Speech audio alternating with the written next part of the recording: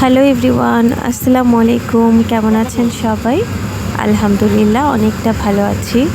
আজকে আমরা ঈদের ছুটিতে বাড়ি যাচ্ছি। আমরা এখন কমলাপুর স্টেশন থেকে সোজা চলে যাব বাড়ির উদ্দেশ্যে। ইতিমধ্যে ট্রেন ছেড়ে দিয়েছে। স্টেশন ছেড়ে আমরা সামনে গিয়ে যাচ্ছি। বাড়ি যাওয়ার সময় আমরা সব সময় ট্রেন জার্নি করে থাকি।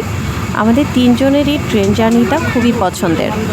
আর আমরা যাওয়ার সময় অনেক মজা করি, বাইরের সুন্দর প্রকৃতি দেখতে দেখতে যাই। প্রকৃতি কার না ভালো লাগে, তাই না?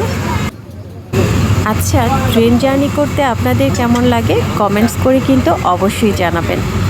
আমার আবার রাতের থেকে দিনের ট্রেন জার্নিটা বেশি ভালো লাগে, কারণ বাইরের এই যে সুন্দর দৃশ্যগুলো দেখতে দেখতে যাই, সত্যি বলছি মন ভালো হয়ে যায়।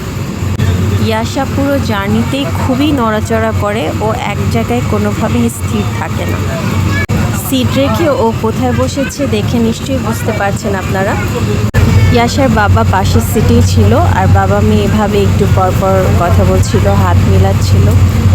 তো যাই হোক, ইয়াশা একটু পরপর দাঁত দেখাচ্ছিল, ওর দিকে ক্যামেরা ধরলেই ও দাঁত দেখায়। এরপর আমরা একটু বাদাম খেলাম, চানাচুর মাখা খেলাম। তো এইভাবেই আমাদের সময়টা কেটে গেল।